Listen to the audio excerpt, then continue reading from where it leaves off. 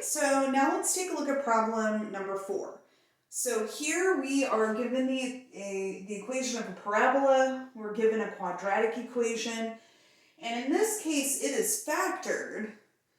Because it's factored, this means that it has been given to us. Having this 2 out here changes it a little bit, but basically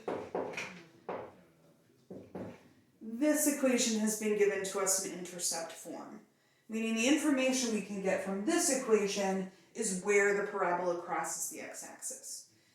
However, then it goes on to say, in which of the following equivalent equations do the x and y coordinates of the vertex of the parabola appear as constants or coefficients? So we're given the equation in intercept form.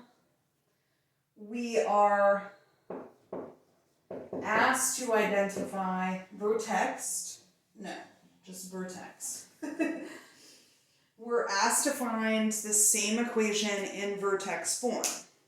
So again, this is another case. If this information is not given to you in the information at the beginning about different forms of a quadratic equation or different forms of the equation of a parabola, this is another piece of information that you are going to want to have memorized.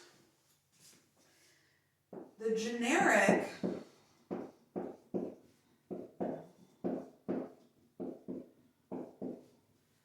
generic vertex form is a times x minus h squared plus k. And in this case, the hk gives us the vertex of the parabola.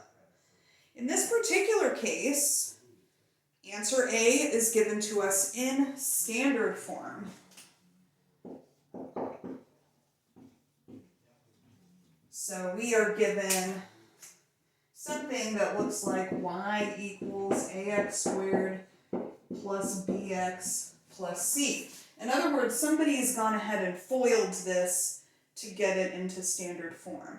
By the way, the generic intercept form, we'll go ahead and put that up here too, is y equals a times x minus p times x minus q. You can see in this case that this is slightly different, but all we would have to do is to factor this 2 out of here, and then we will have it in intercept form. So answer A is in standard form. That is not correct. Answer B is also not in vertex form. To be honest, I'm not even 100% sure what they've done in B, but it doesn't look like this, so we can rule it out.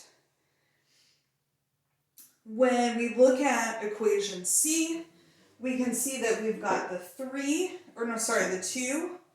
So we've got y equals 2 times x minus 3 squared plus negative 2.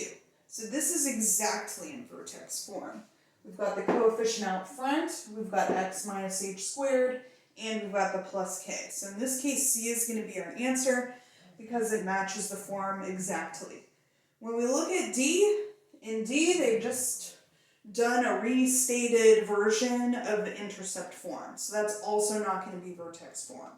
So in this case, this one is a matter of process of elimination, but it hinges on knowing that this